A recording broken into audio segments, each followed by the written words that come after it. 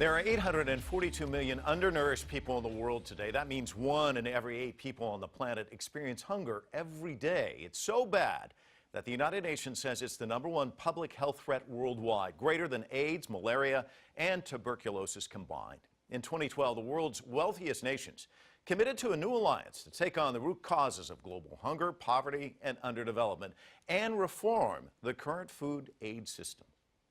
Now is the time to work together and honor our promises.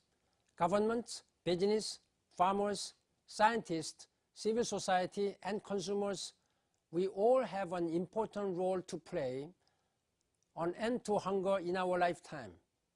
True development involves not only delivering aid, but also promoting economic growth, broad-based, inclusive growth that actually helps nations develop and lift people out of poverty. The whole purpose of development is to create the conditions where assistance is no longer needed, where people have the dignity and the pride of being self-sufficient. We should do things differently. We'll never beat hunger just by spending more money or getting developed nations and philanthropists to somehow do development to the developing world. It has to be about doing things differently. 98% of the world's hungry currently live in developing countries. So what can be done differently to find a lasting solution to global food insecurity? Joining me now with their perspectives are Dr. Eric Schachman, president and founder of the Global Hunger Foundation; Saul Minkoff, he's the co-founder of Pulse, a mobile savings device aimed at increasing food purchasing power for impoverished communities; and from Washington, John Brous. He's the director of the UN World Food Program's Washington Liaison Office there in Washington, D.C. Eric, Saul, and John, thank you so much for joining us here on Full Frame. Eric, why don't I begin with you? It was the Camp David Summit back in May of 2012. They came up with this new initiative. It's going to lift 50 million people out of poverty in 10 years. Very ambitious. Can you just kind of give us the contours of what the program's all about? So this contour, this G8 alliance decision was really made to really effectuate a cooperation between the G8 governments, the nonprofit sector, and to really also bring in multinational businesses into the equation. So the countries themselves, the ones that are really chosen from the G8's initial offerings, would then take their country plans and then send them to the G8 for sort of ratification, and then the wraparound would be really for global entities to then come and start putting grassroots operations into effect. Let me shift to Washington, D.C. John, you've got boots on the ground there. How effective is this program going to be? And you're, just looking at it on paper, what do you think are the chances? Well, I think the chances are really very good. But I think it's important to sort of go back to what your opening clips said, and that's that delivering food assistance, as an example, isn't really the answer. And what the G8 is trying to do now is trying to get the governments themselves, the recipient governments, if you will, to recognize the things that they need to do to improve agricultural productivity among the smallholder farmers, to get the communities themselves to embrace the market changes that need to take place, and then to weave that into the traditional, if you will, humanitarian and development streams and come up with a much more effective, sustainable solution to poverty and hunger.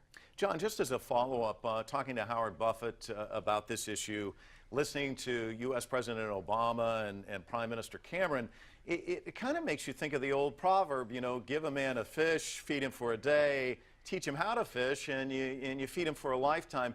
This is kind of, they act like they've kind of struck on something, this genius method, but it seems like it's just kind of common sense in a way. It is common sense, but that's not always what prevails around the world. And what we've seen is that in the past, in the United States, as an example, there was not a lot of investment in agriculture. We thought we should be shipping our assistance from the United States to the recipient countries. But under the Obama administration, they, with their Feed the Future initiative, have recognized that you also have to invest in the productivity of the smallholder farmers and help the markets of the developing countries improve so that they become more efficient. And then that, again, tied with the traditional development and humanitarian streams, will result in far more growth that is far more sustainable. And John, we're going to talk a little bit more about that in just a minute, but I want to get to Saul and to set things up and kind of give our audience an idea of what Pulse is all about. There's a clip on your website, and I'd like to share that with our viewers, and then we'll talk about it after we watch it. Pulse enables families in urban slums to smooth out the peaks and valleys of their small and unpredictable incomes. Users can save and deposit money through a simple text message and redeem it for food. This creates a safety net which empowers families to feed their own and eat with dignity. First and foremost, that voiceover announcer, phenomenal. I know that was your voice, but let me go there. What's really interesting about Pulse is, we're talking about common sense solutions. You can tell people were there on the ground, kind of surveying the landscape, and you guys came up with an ingenious plan. Tell us about it. Yeah, so Pulse is a mobile platform that allows people to save money, as you can see, when and where they buy food. And the beauty of it is it allows people to take the power of the household income, and we target mothers especially, into their own hands. It allows them to create a rainy day savings account, and through a network of vendors that we authorize, we make sure that money is spent specifically on food, healthy food. We onboard vegetable cart vendors and local grocers to make sure that mothers are able to save money through their phone and be able to buy the food that they need to help their family. But take it a step further, because what you saw was that instead of getting change back from these vendors, they give them shampoo or things they didn't really need. Instead, this is this savings account that builds up. And what are the results? What are you seeing? Well, the results of this, of women being able to get their change back in the form of electronic credit instead of a shampoo bottle or a chocolate bar, which is often the case when there's insufficient change, was we saw an increase of 12.5% in their monthly food budgets. Now, to put that into perspective, that's about 15 healthy meals every month. So it's extremely important, and it's money which would otherwise never have been there, money that they didn't know that they were not getting back. So it's going to a much better cause. And Eric, let me get you into this conversation, because we had a chance to visit before the broadcast, and you were asking, well, how many people actually have cell phones, and it's phenomenal how many. So I guess the question is this something that's scalable? Because that's what people look for. And what are your thoughts on that? And I want to get you to jump back in just a second. Yeah, I think the scalability of Pulse, we were talking about that prior, is phenomenal, because, again, I think having a savings account for poor people, and especially in the third world who live on $1 a day, really gives a jump start to thinking about how to eradicate poverty, how to build yourself out of poverty, and first and foremost do that through food security. So I really like the model. I think it's a very creative model. John, let me draw you into this conversation. What are your thoughts when you hear about these innovative new ideas? This is sort of what Prime Minister Cameron's talking about, and Howard Buffett as well. We've got to break the old ways of doing things and kind of really try some new ways of looking at things, because this has been a serious problem for decades. Yeah, that's right. Technology is actually helping us in just innumerable ways in helping promote development. One of the things that's also being done with cell phones, just as an aside, is that they're being used to transmit market data to farmers in the developing world. And when a farmer has a better idea of what his crop is worth, he's much more competitive when negotiating with the traders when he sells it. So just little things like that can change the dynamics for the smallholder farmer.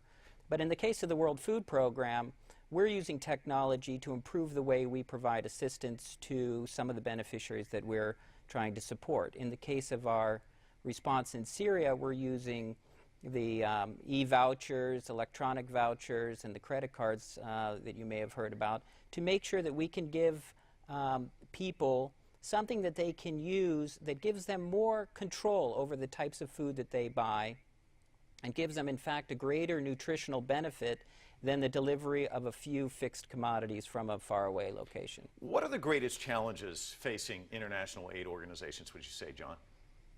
Well, I really think there are two. Number one, of course, is the scale of the problem, the magnitude that you mentioned again in the opening, 800 million people who are still chronically food insecure. In WFP, we're the largest humanitarian organization in the world, and yet we only serve about 85 or 90 million people a year. So that's 10% of the global need, if you will.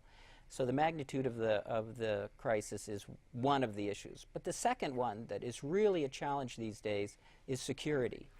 security, the conflict, and the violence that surrounds so many of the humanitarian crises in the world makes it very difficult for the UN, the NGO community, civil society to try to get in and help the people who need it.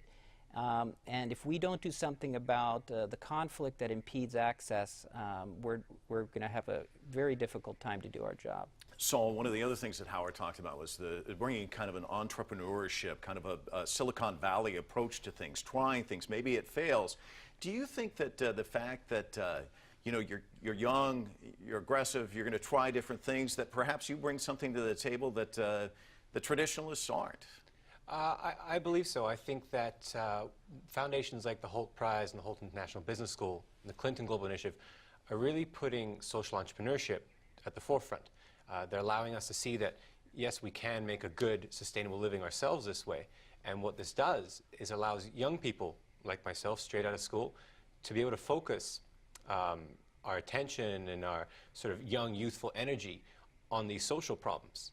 And what this does, it uses this creativity, that Silicon Valley lean startup approach to developing world problems which need attention and need fresh ideas. Saul, what's interesting, you and I had a chance to talk about some of the judges for the Clinton Global Initiative. One of them, Mohammed Yunus, is the economist, Nobel laureate from Bangladesh. He talks about charity and kind of this difference between charity and social entrepreneurship.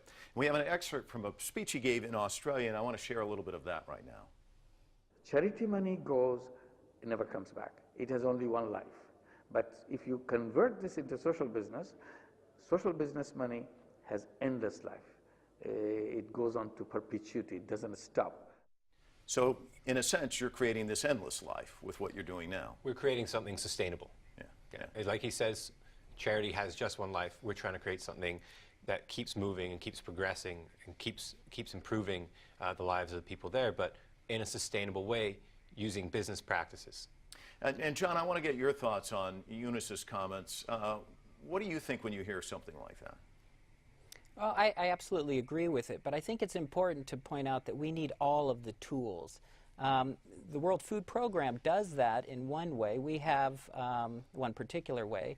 We have a program called Purchase for Progress that Howard Buffett happens to be one of our major supporters of.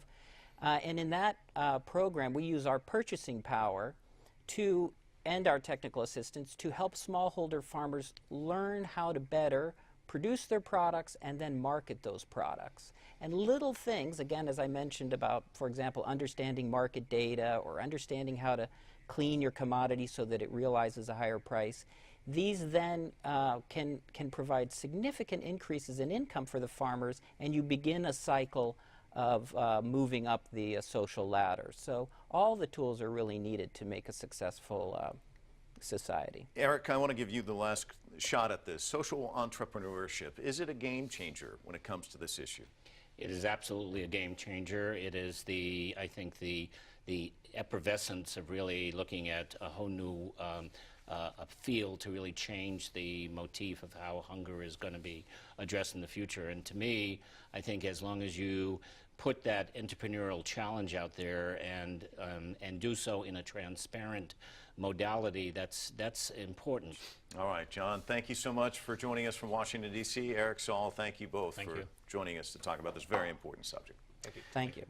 Major players in global philanthropy are well known: the Buffetts, the Rockefeller Foundation, and the Bill and Melinda Gates Foundation. Less well known in this interconnected world is the giving made possible by the internet. We'll explore that next.